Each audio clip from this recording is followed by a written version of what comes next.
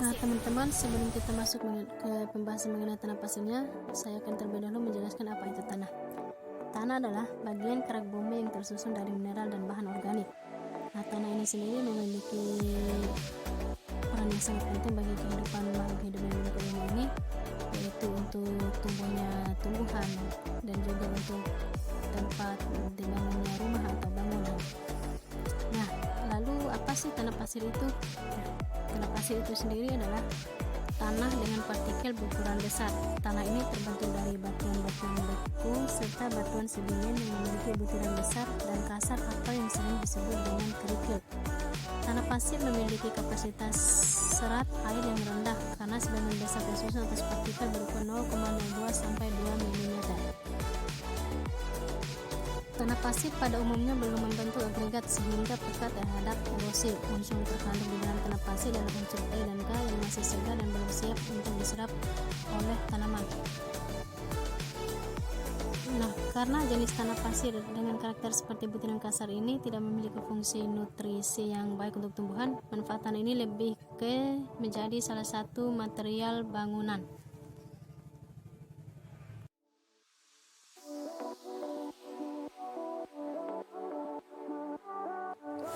Nah, teman-teman, yang selanjutnya adalah air. Dan di sini saya akan membahas dua jenis air, yaitu air pada daerah rawa dan juga air laut. Nah, yang pertama saya akan jelaskan terlebih dahulu apa itu air. Air adalah suatu zat yang tersusun dari unsur kimia, hidrogen dan oksigen, dan berada dalam bentuk gas, cair, dan padat. Air adalah salah satu senyawa yang paling banyak dan penting. Air merupakan cairan yang tidak berasa dan tidak berbau. Dalam jumlah kecil, air tampak tidak berwarna, tetapi air sebenarnya memiliki warna biru intrinsik yang disebabkan oleh sedikit penyerapan cahaya pada panjang gelombang merah. Molekul air terdiri dua atom hidrogen masing-masing dihubungkan oleh ikatan kimia tunggal ke atom oksigen.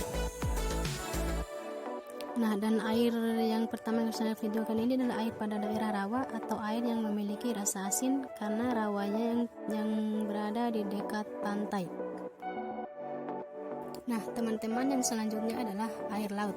Air laut merupakan air yang memiliki sifat asin karena mengandung garam NaCl.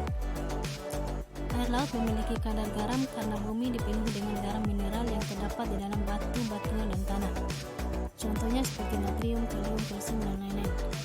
Apabila air sungai mengalir ke lautan, air tersebut membawa garam. Ombak laut yang memukul pantai juga dapat menghasilkan garam karena yang terdapat pada batu-batu. Lama-kelamaan air laut menjadi asin karena banyak mengandung garam. Nah, dan berbicara mengenai manfaat dari air laut ini sendiri, air laut ini memiliki sangat banyak sekali manfaatnya, seperti menjadi bahan baku pembuatan garam dapur, dan juga sebagai sumber protein hewani, dan sebagai wadah atau tempat untuk budidaya rumput laut.